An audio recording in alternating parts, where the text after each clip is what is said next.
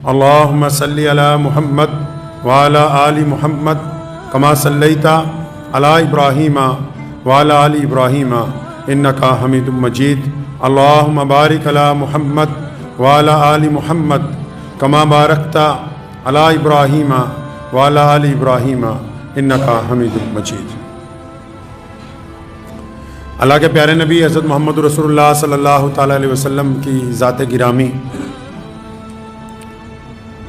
تمام عالم کے لیے، پوری دنیا کے انسانوں کے لیے مشعل راہ ہے۔ پیارے نبی صلی اللہ تعالیٰ علیہ وسلم نے الگ الگ وقت میں اپنے اصحاب رضی اللہ تعالیٰ اجمعین کو جو وصیتیں فرمائیں، نصیحتیں فرمائیں، جن باتوں کی تلقین کی، وہ قیامت تک کے لیے انسانوں کے لیے کارآمد باتیں ہیں۔ ہر دور میں ہر رنگ اور نسل کے لوگوں کے لیے نبی علیہ الصلوۃ والسلام کی نصیحتیں کارآمد ہیں اور آب زر سے لکھے جانے کے قابل ہیں۔ سیدنا ابو ذر غفاری رضی اللہ تعالیٰ عنہ کو نبی علیہ الصلوۃ والسلام نے وصیت فرمائی، بڑی تاریخی باتیں سیدنا ابو ذر غفاری رضی اللہ تعالیٰ عنہ سے نبی علیہ السلام نے فرمائی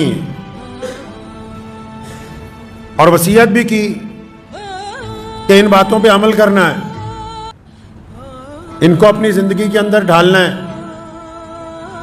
اس میں آپ علیہ الصلوۃ والسلام نے سیدنا ابو ذر غفاری رضی اللہ عنہ سے فرمایا کہ غریبوں کے ساتھ، مسکینوں کے ساتھ ہمیشہ محبت کرتے رہنا۔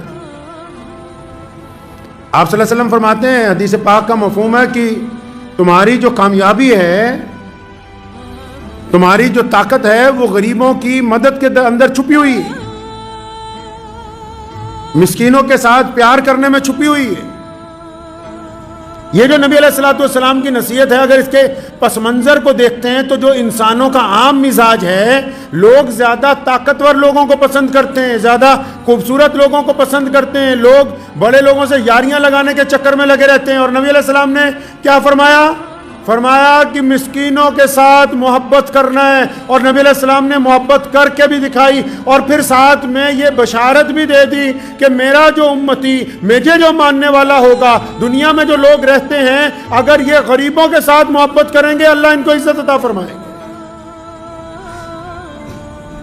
اگر آپ غریبوں کے ساتھ پیار سے بولیں گے، آپ غریب کے دکھ درد میں ساتھ آئیں گے، غریب کے زخم پر ملہم لگائیں گے، غریب کی آپ حوصلہ افزائی کریں گے، لیکن جب یہ کام آپ کر رہے ہوں تو نبی علیہ الصلوۃ والسلام نے فرمایا انما الاعمال بالنیات، او کما قال النبی صلی اللہ تعالیٰ علیہ وسلم، فرمایا عمل کا دار و مدار تو نیت کے اوپر ٹکا ہوا ہے۔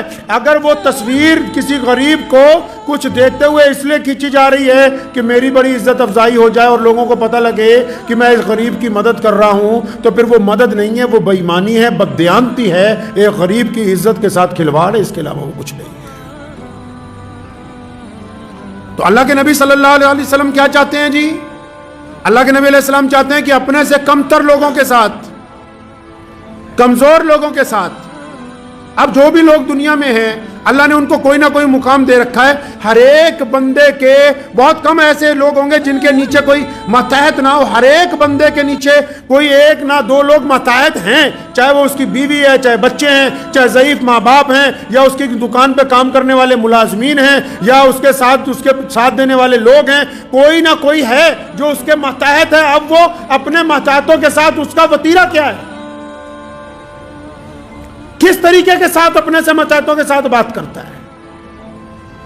آپ نے اکثر سنا ہوگا کہ بہت سارے بزدلوں نے ایک بات بنائی کہ اسلام اخلاق سے پھیلا ہے، اخلاق سے پھیلا ہے۔ اللہ کے بندے، اخلاق کو مکمل کرنے کا جو معیار نبی علیہ الصلوۃ والسلام نے دیا، جب تک اس معیار پر نہیں پہنچتے تو اخلاق کیسے آئے گا؟ پیارے نبی حضرت محمد رسول اللہ صلی اللہ علیہ وسلم مکہ مکرمہ میں ہیں، ابو جہل پڑوسی ہے نبی علیہ الصلوۃ والسلام کا، ظالم ہے، عقبہ بن ابو معیط پڑوسی ہے نبی علیہ السلام کا، ظالم ہے، حضور صلی اللہ علیہ وسلم کو تکلیف پہنچاتے ہیں۔ عتبہ، کتنے لوگ ہیں جنہوں نے نبی علیہ السلام کو تکلیف پہنچائی؟ تو آپ صلی اللہ علیہ وسلم نے مکہ مکرمہ میں تکلیف کے دنوں میں کیا کیا؟ آپ علیہ السلام نے صبر کے ساتھ کام کیا، مدینے چلے گئے، اللہ نے اسلام کو عزت عطا فرمائی، نبی علیہ السلام پھر مکہ آئے، اب مکہ میں فتح حاصل ہو چکی ہے، وہی مکہ ہے، اب نبی علیہ السلام کے ہاتھ میں قلم ہے۔ سنیں اخلاق کب پیش ہوتا ہے؟ اخلاق پیش کرنے کے لیے طاقت کا ہونا ضروری ہے۔ اخلاق اور چمچہ گیری میں زمین اور آسمان کا فرق ہے۔ اب جب نبی علیہ السلام بیت اللہ میں آئے تو نبی علیہ السلام بطور حاکم بیت اللہ میں تشریف رکھتے ہیں، بطور امیر اس علاقے کے نبی علیہ السلام، پوری کائنات میں رسول اللہ صلی اللہ علیہ وسلم کو جو ختم نبوت کا تاج پہنا کے بھیجا گیا۔ اب جو رسول اللہ صلی اللہ علیہ وسلم جب مکے میں داخل ہوئے تو فاتح بن کے ہوئے، اب جو رسول اللہ کے ہاتھ میں قلم ہے فتح مکہ کے بعد، اس قلم میں اللہ نے یہ طاقت رکھی ہے کہ سامنے جو ملزم پیش ہوتے ہیں ان کو سزا بھی دی جا سکتی ہے اور ان کو معاف بھی کیا جا سکتا ہے۔ مطلب اخلاق کے لیے طاقت کا ہونا ضروری ہے۔ تو اس کا مطلب اخلاق جو ہے وہ اپنے سے بڑوں کے ساتھ نہیں دکھایا جاتا، اخلاق طاقتور لوگوں کے دربار میں نہیں دکھایا جاتا، اخلاق چودھریوں کے گھروں میں جا کے، بڑی بڑی فیکٹریوں والوں کے دفتر میں جا کے اور بڑے بڑے رئیس لوگوں کے جا کے، چاہے وہ مسلمان ہی کیوں نہ ہو، تو وہاں میاں صاحب، مولانا صاحب، وہاں اخلاق نہیں ہے، یہ ضرورت ہے بس۔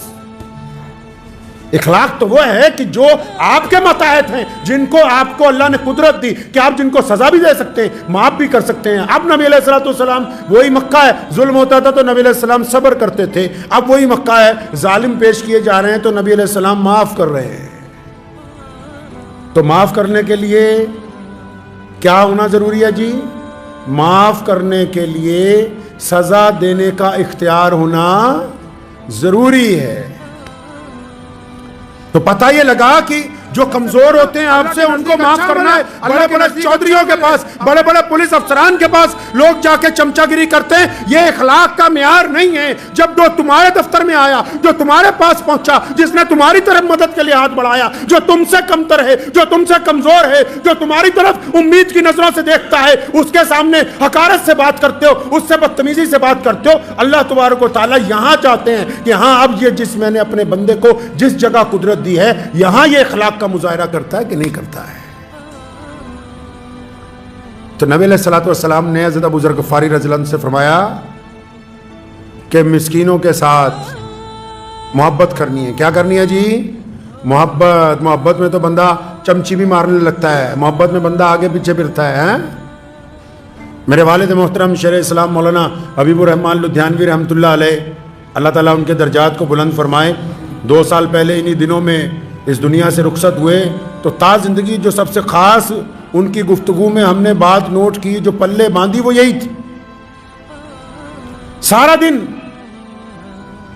بار بار اس بات کو اپنے ساتھ والوں کو یاد دلاتے تھے کہ بیٹا تمہاری کامیابی کمزوروں میں چھپی ہوئی ہے، تمہاری کامیابی بڑے بڑے وزیروں میں، بڑے بڑے افسران کے پاس، بڑی بڑی حکومتوں کے پاس نہیں، تمہاری کامیابی غریبوں میں، تمہاری کامیابی مسکینوں میں، تمہاری کامیابی بیماروں میں، تمہاری کامیابی محتاجوں میں چھپی ہے۔ یہ جو لوگ تم تک آ رہے ہیں، غلطی سے بھی کبھی ان سے غصے کے ساتھ، ناراضگی کے ساتھ گفتگو نہ کرنا، کیونکہ اللہ تعالیٰ دیکھتا ہے اپنے بندے کو کہ میرا بندہ میرے کمتر بندوں کے ساتھ محبت سے پیش آتا ہے کہ نہیں آتا ہے۔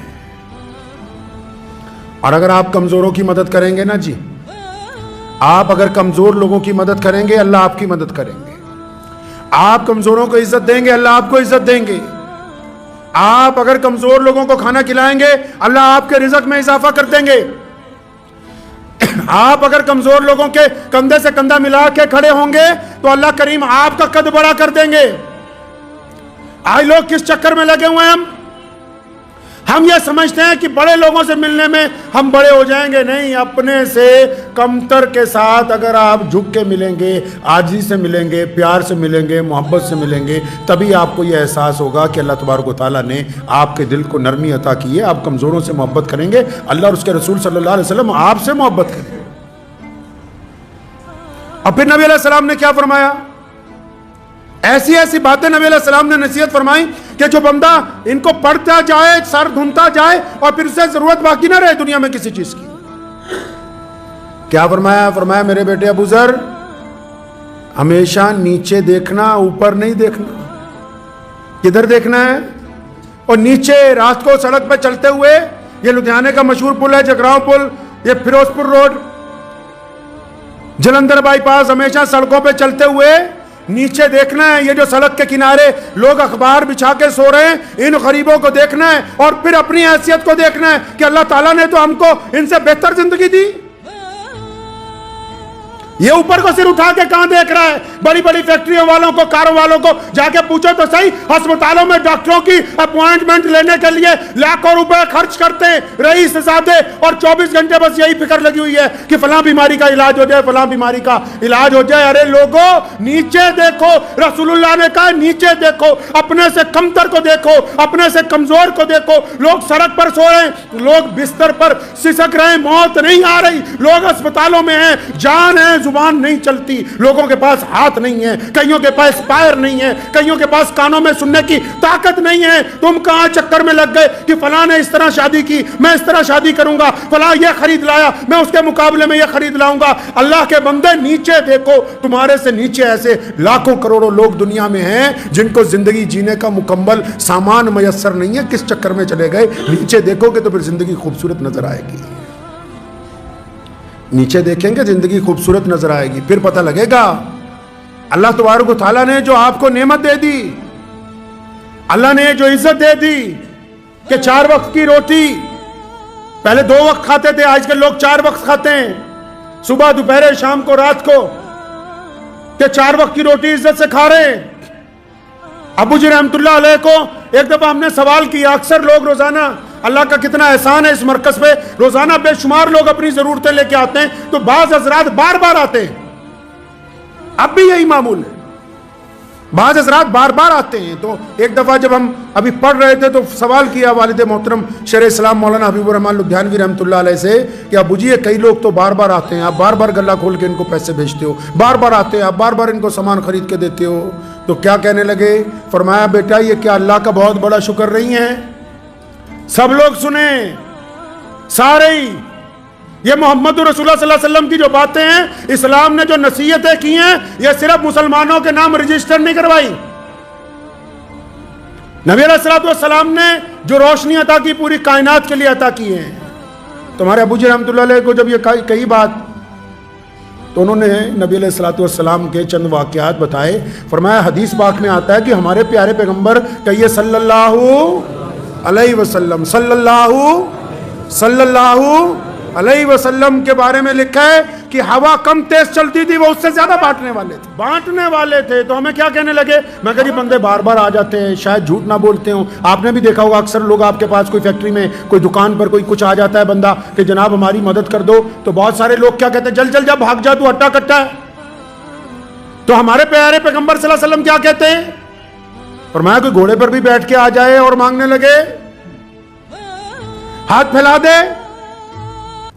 کیسے تربیت کی ہے امت کی؟ ہم نے اپنے والد صاحب رحمت اللہ علیہ کو دیکھا، پوچھا کہ ابو جی بار بار آ جاتے ہیں، بار بار روزانہ ہی ان کو پیسے دینے پڑتے ہیں، سامان دینا پڑتا ہے، تو بڑی خوبصورت بات کہنے لگے۔ فرمایا مجھے میرے باپ نے سکھائی تھی، ہم تمہیں سکھا رہے ہیں۔ اب اس بات کے لیے بار بار اللہ کا شکر ادا کرنا ہے، بار بار اللہ کا شکر ادا کرنا ہے۔ کس بات کے لیے؟ کہ اللہ کریم نے آپ کو دینے والوں میں رکھا ہے، لینے والوں میں، اور بولو دینے والوں میں رکھا ہے، لینے والوں میں نہیں رکھا۔ کیا بھائی تھا؟ کیا ہم رجسٹری لکھوا کے لائیں؟ بندے کی قدرت نہیں ہے کہ اس کے ماں باپ کون ہو، کوئی انسان یہ بات طے نہیں کر سکتا۔ اگر کوئی بادشاہ کے گھر میں پیدا ہو گیا، کوئی فقیر کے گھر میں پیدا ہو گیا، کوئی کسی عالم کے گھر میں پیدا ہو گیا، اس کی مجال نہیں ہے کہ وہ طے کرے کہ اس کے ماں باپ کون ہوں گے، یہ اللہ طے کرتا ہے۔ اور بندے کی قدرت یہ بھی نہیں کہ کب مرے گا، کہاں مرے گا۔ فضل نہیں فرمایا کہ ہم مانگنے والوں میں نہیں ہیں، دینے والوں میں رکھا۔ کن میں رکھا جی؟ دینے والوں میں رکھا۔ اور جب اللہ نے دینے والا بنا ہی دیا، پھر نخرے کیوں ہیں؟ مال کس کا ہے؟ اللہ کا۔ دینا کس کو ہے؟ اللہ کے بندوں کو۔ طاقت کس نے دی؟ اللہ نے. تقسیم کن میں کرنی ہے؟ اللہ کے بندوں میں. کل قیامت والے دن آتا ہے نا روایتوں میں، اللہ تعالیٰ پوچھیں گے کہ ہاں میں بھوکا تھا، تجھے کہا کھانا کھلا اور تو نے کھانا نہیں کھلایا تھا، تو بندہ کہے گا یا اللہ آپ نے کب کہا مجھے کھانا کھلا؟ فرمایا کیوں؟ فلاں وقت میں وہ سائل آیا نہیں تھا تیرے گھر کے دروازے پہ، اس نے آواز نہیں دی تھی کہ مجھے اللہ کے لیے کھانا کھلا دو. تو نبی علیہ الصلوۃ والسلام نے کیا فرمایا؟ حضرت ابو ذر غفاری رضی اللہ تعالیٰ عنہ سے کیا نصیحت فرمائی کہ بیٹا کدھر دیکھنا ہے جی؟ نیچے دیکھنا ہے. آپ کدھر دیکھنا ہے؟ نیچے دیکھنا ہے، اوپر نہیں دیکھنا ہے کبھی کے معاملے میں. اور پھر نبی علیہ الصلوۃ والسلام اگر کوئی تمہاری ملامت کرے، پرواہ نہیں کرنی. مثال کے طور پر تم نماز پڑھنے لگ پڑے، 2-4 چھیڑ رہے، اچھا ملا جی بن رہا آج کل. آپ کوئی اچھا کام کرنے لگے، 2-4 مخالف آپ کی برائی کرنے لگے کہ اچھا تم تو یہ کرنے لگے، اس میں سے پیسے کھا جاؤ گے. کوئی نیکی کا کام کرنے لگے تو ساتھ میں جس کو چڑ ہوئی وہ آپ کی مخالفت کرنے لگا. تو نبی علیہ الصلوۃ والسلام نے نصیحت فرمائی کہ اللہ کے معاملے میں، دین کے معاملے میں اگر کوئی تمہاری مخالفت کرے، اگر کوئی ملامت کرے، پرواہ نہیں کرو، پرواہ نہ کرو. ادھر دیکھو نا، آپ تاریخ اٹھائیے نا، پیارے محمد کہیے صلی اللہ علیہ وسلم مکہ مکرمہ میں ہیں اور دین کی بنیاد رکھی. کتنے لوگ ہیں رسول اللہ کے ساتھ؟ دائیں طرف کون ہے، بائیں طرف کون ہے، آگے کون ہے، پیچھے کون ہے؟ اگر تاریخ اٹھاتے ہیں تو رسول اللہ کے ساتھ جس دن اعلان کیا اللہ کی توحید کا اور یہ بتایا کہ اللہ کا رسول ہوں، تو ساتھ میں کوئی بھی نہیں، ساتھ میں کوئی بھی نہیں. اور برائی کرنے والے، مخالفت کرنے والے بہت دور نہیں، دیوار سے دیوار ملتی ہے ابو لہب کی اور رسول اللہ کے گھر کی، دیوار سے دیوار ملتی ہے. مخالفت کرنے والے سب سے پہلے پڑوسی، دائیں طرف کا پڑوسی بھی مخالف، بائیں طرف کا پڑوسی بھی مخالف، اور پھر سارا مکہ مخالف، بڑے بڑے منافق، بڑے بڑے بدترین اس دور کے انسان سارے کے سارے اکٹھے ہو گئے. اور کیا چاہتے ہیں کہ ایک محمد رسول اللہ کو نعوذ باللہ کفر، نقل کفر نباشت کہ نعوذ باللہ رسول اللہ صلی اللہ علیہ وسلم کو نقصان پہنچائیں گے. اور پھر انہوں نے زور لگا کے دیکھ لیا، آج ابو جہل اور عتبہ کی نسلیں باقی نہیں ہیں، اور پوری کائنات میں دن میں 5 دفعہ اعلان ہوتا ہے اشہد ان محمد عبدہ ورسولہ. 5 دفعہ اعلان ہوتا ہے ہر ایک نماز میں نمازی بیٹھ کر محمد رسول اللہ پہ سلام بھیجتا ہے. اللہ نے پابندی لگا دی، اللہ نے پابند کر دیا کائنات کی سب سے بڑی قوم کو کہ جب تک نماز تو پڑھنی اللہ کے لیے ہے، لیکن جب تک اتحیات میں میرے رسول پر، میرے رسول کی اولاد پر اور میرے رسول صلی اللہ علیہ وسلم کے اہل و عیال پر، ان کے اہل بیت پر اور ان پر جب تک. تو اللہ کے معاملے میں اگر کوئی ملامت کرے، آپ کوئی مسجد بنائیں، مدرسہ بنائیں، کوئی NGO بنائیں، یا آپ 5 وقتہ نمازی بنیں، داڑھی رکھیں، کوئی دین کا کام کرنا شروع کریں، اگر کوئی ملامت کرتا ہے تو نبی علیہ السلام نے کیا فرمایا کہ ان کی کوئی پرواہ نہیں کرنی، اپنے کام کی طرف توجہ. اسلام کی یہ بہترین خوبی ہے کہ نبی علیہ الصلوۃ والسلام سے لے کے آج تک یہ جو ممبر ہیں مسجدوں کے، ان سے ہمیشہ اسلام کی خوبیاں بیان ہوئی ہیں. کبھی کسی مذہب کے خلاف، کبھی کسی اور کے خلاف کوئی بات اسلام نے نہیں کہی. اسلام اپنی خوبی کی بات کرتا ہے، اسلام اپنے پروڈکٹ کی بات کرتا ہے، اور دنیا کا اصول بھی یہی ہے.